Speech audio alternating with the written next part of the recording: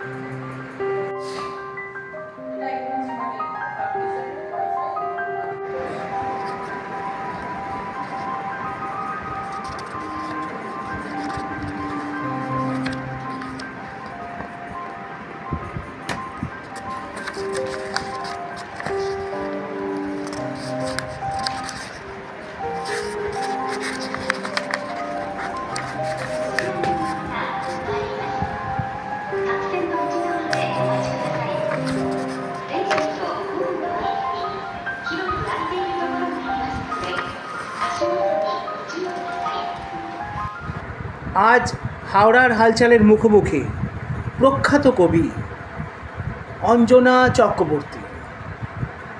অঞ্জনা দেবীর বহু বই প্রকাশিত হয়েছে, বহু কবিতা বিভিন্ন পত্রিকায় ছাপা হয়েছে, সেগুলি রীতিমতো জনপ্রিয় ও সমাদৃত হয়েছে। আসুন অঞ্জনা দেবীর কাছ থেকে আমরা জেনে নিই তার জীবনের কিছু কথা এবং শুনে নিই দু একটি কবিতার অংশ। কবি তার নিজের কবিতা পাঠ করে আমাদের শোনাবেন। নমস্কার, আমার লেখা অতঃপর।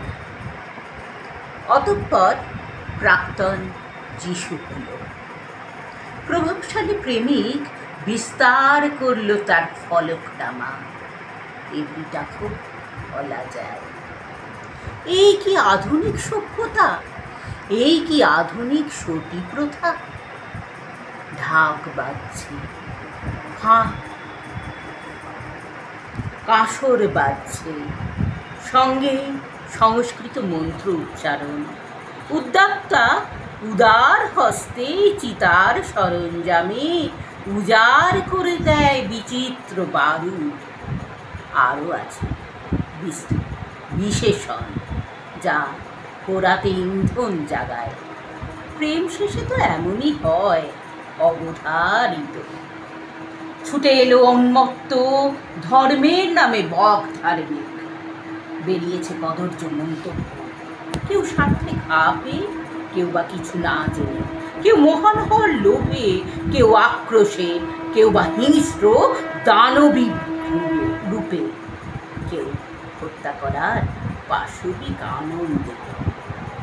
অতঃপর জ্যান্ত খাগ্নি বিধি সম্মত। আপনার কিছু জনপ্রিয় কাব্যগ্রন্থ যেগুলো পাঠক মহলে সাড়া ফেলেছে, সেই সম্পর্কে তাদের নামগুলো একটু জানুন। প্রথমে বলি আমার লেখা সপ্তগতি আলোর পথিক, এটা একটি প্রথম বই। তারপরে আমার পাবলিশার, একজন পাবলিশার, তিনি লয়ার, তিনি শখে বই প্রকাশ করেন। তো আমার লেখা দেখে তার ভালো লেগেছিল এবং তার উদ্যোগে ও অর্থে আমার এই বই কবিতাঞ্জলি। বইটা কভারটা একটু দেখিয়ে দিন। হ্যাঁ, দর্শকরা দেখুন সেই কবিতাঞ্জলি, যে বইটি তুমুল জনপ্রিয় হয়েছে পাঠক মহলে। হ্যাঁ, আর এবারে এই কিছুদিন আগে হাজারদুয়ারি শারদ সম্মান পেয়েছে আমার এই বই। বিনা অর্থে, বিনা প্রচেষ্টায় আমার এই বই পুরস্কৃত। মানে পুরোপুরিভাবে অর্থ বা যাবতীয় সমস্ত কিছুই আপনার পাবলিশারের অর্থতে হয়েছে নির্মিত। উপরন্তু পাবলিশার আমাকে বই যারা যারা কিনেছে, অ্যামাজনে পাওয়া যাচ্ছে, সেই বইটা যারা যারা কিনেছে তার দরুন আমাকে কিছু পার্সেন্টেজ আমার সাম্মানিক তিনি দিয়েছেন। পাবলিশার পৃথ্বী গাঙ্গুলি, এই হুগলি জেলারই মানুষ। আপনার এখানে এসে দেখছি প্রচুর মোমেন্টো, প্রচুর আপনি পুরস্কার পেয়েছেন, তা কিছু সেরকম পুরস্কারের নাম যদি বলেন। প্রথমেই বলি, আমি খুব কম পুরস্কার, প্রথমে যখন জানতাম না, এই সাহিত্য দুনিয়ায় এসেছিলাম, প্রথমে যখন জানতাম না পুরস্কারও যে কিনতে হয়, সেই প্রচেষ্টায় আমি কোনোদিন আমার ভালো লাগতো না। যে কটা পুরস্কার আপনি দেখলেন তাদের দেওয়া, মানে বিনামূল্যে আমাকে দেওয়া, পুরস্কৃত করেছেন তারা। আমার লেখা ভালো লেগেছে সেই জন্য। প্রথমেই বলি, আমার পূর্বস্থলী থেকে পাওয়া জীবন প্রীতি সম্মাননা, একটি সাহিত্য সংস্থা তারা দিয়েছে। এছাড়া পেয়েছি বাবার উপর একটি লেখাতে দীপায়ন সাহিত্য পত্রিকা থেকে পুরস্কার। তাছাড়া পেয়েছি, এই কিছুদিন আগে পেলাম, মা বিষয়ে লিখতে দিয়েছিল নৈরিত প্রকাশনা, তার জন্য পুরস্কার।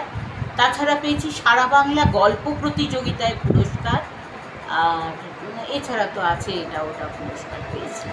আপনার প্রিয় কবিকে? রবীন্দ্রনাথ। রবীন্দ্রনাথ তো ভীষণ কাছের মানুষ, মানে ছোটবেলা থেকে রবীন্দ্রনাথ পড়েই বড় হয়েছি।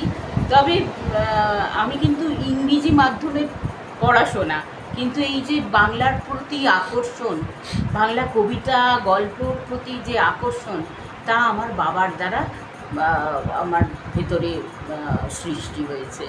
বাবা কবিতা পড়তেন এবং আমাদের পাড়ায় পাড়ায় তখন কবিতা আবৃত্তি প্রতিযোগিতা হতো, খুব পড়তাম আমরা কবিতা পড়তাম। মানে আপনার বাপের বাড়ি কোথায়? বর্ধমান। আচ্ছা, মানে ওখানে এই কালচারটা ছিল আর কি। হ্যাঁ, সাংস্কৃতিক একটা পরিমণ্ডল ছিল। হ্যাঁ, সাংস্কৃতিক। আজকাল তো দেখি না, সেসব মন খারাপ হয়, কিন্তু আমাদের সময় ছিল সাহিত্যের চর্চা, সাহিত্যের পাড়ায় পাড়ায় কিছু একটা অনুষ্ঠান, রবীন্দ্র 25শে বৈশাখ বা কিছু, সেই কোনো একটা অনুষ্ঠান ঘিরে আমাদের একটা প্রতিযোগিতা হতো, আবৃত্তি প্রতিযোগিতা, গল্প লেখা প্রতিযোগিতা, আঁকা প্রতিযোগিতা, সেগুলো হতো আমরা যখন ছোট ছিলাম। এবং সেগুলো নিয়ে ছোটরা একটা প্র্যাকটিস চালাতো, অনুশীলন চালাতো, এই পারফরমেন্স ভালো করতে হবে, কম্পিটিশন, কে ভালো করতে পারবে, কে ভালো করতে হবে, তারই একটা চর্চা ছিল। হ্যাঁ, কিন্তু এখন আর সেগুলো দেখি না, সেগুলো এখন আস্তে আস্তে কমে যাচ্ছে। যদিও এখন পশ্চিমবঙ্গ সরকার চেষ্টা করছেন এরকম ছোট ছোট ধরনের প্রোগ্রাম করতে, কিন্তু যে ছোটদের মধ্য থেকে সেই অনুশীলন এবং সেই চর্চা কিন্তু কমে যাচ্ছে। বই পড়ার চর্চাও কমছে, সবাই একটা মোবাইলে ব্যস্ত। ঠিক, মোবাইলে একটা ব্যস্ত, মোবাইল দুনিয়ায় ব্যস্ত। আমরা যে ছোটোবেলা থেকে নন্টে ফন্টে, মাটুল দিগের থেকে শুরু করে সেই আনন্দমেলা, শুকতারা, চাঁদ মামা, সেই যে তার যে কি আকর্ষণ ছিল, এখনকার ছোটরা বুঝতেই পারবে না সেটা। সেগুলো বুঝতে, দাদার সাথে কাড়াকাড়ি হতো, মারামারি হতো, ওই বইটার জন্য, আনন্দমেলা শুকতারা। হ্যাঁ। এবং আমি বলি আমার শ্বশুর মশাই কিন্তু শুকতারাই লিখতেন। আচ্ছা, কি নাম? আনন্দমেলায় বিজয় চক্রবর্তী। আচ্ছা বিজয় আচ্ছা, হ্যাঁ কুমার হ্যাঁ হ্যাঁ, চক্রবর্তী। আমরা তো লেখা পড়েছি। তারও লেখা আচ্ছা। আছে গল্প। আমার হাজব্যান্ড শুকতারার কয়েকটা গল্প নিয়ে একটা বই সৃষ্টি করেছেন। আচ্ছা আচ্ছা, আমার হাজব্যান্ড তার মৃত্যুর আচ্ছা। বার্ষিকীতে। শ্রদ্ধাঞ্জলি হিসেবে। হ্যাঁ, শ্রদ্ধাঞ্জলি। তারপরে এখনকার ছোটোটা খবরে, আমরা ছোটোবেলায় মানে খুব ছোটো থেকে খবরের কাগজ পড়তেও ভালো লাগতো। ঠিক, ঠিক, হ্যাঁ, ঠিক, ঠিক। কিন্তু এখনকার ছোটোরা সেই খবরের কাগজই পড়ে না, ভালো লাগে তার ধারই মানে না। ধারে কাছে ঘেঁষেই না নিউজ পেপারের। হ্যাঁ। হ্যাঁ, তা এই যুগের কোন কবিতা আপনার পছন্দ? এই যুগের, এই যুগের সুনীল, শক্তি ভালো লাগে। তারপরের জেনারেশনের এখনকার? মন্দাক্রান্তা মন্দাক্রান্তা সেন, হ্যাঁ, ওনার ভালো লাগে, খুব ভালো লাগে। হ্যাঁ।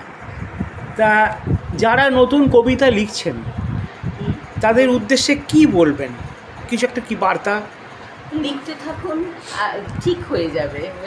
অনেক ভুল করেছি, আমিও তো ছোটোবেলা থেকে আমি লিখতে ভালোবাসি। ভূতের গল্প লিখতাম, অনেক বানান ভুল থাকতো তাতে, কিন্তু ওই লিখতে লিখতেই আস্তে আস্তে সব ঠিক হয়ে যাবে। লিখতে থাকুন, আর পড়তে হবে, পড়াশোনাও করতে হবে। অনেক লেখাপড়া করলে তবেই লেখাটা আরও পুষ্ট হয়। দিনে কতক্ষণ ধরে আপনি লেখালেখি কবিতা চর্চা করেন?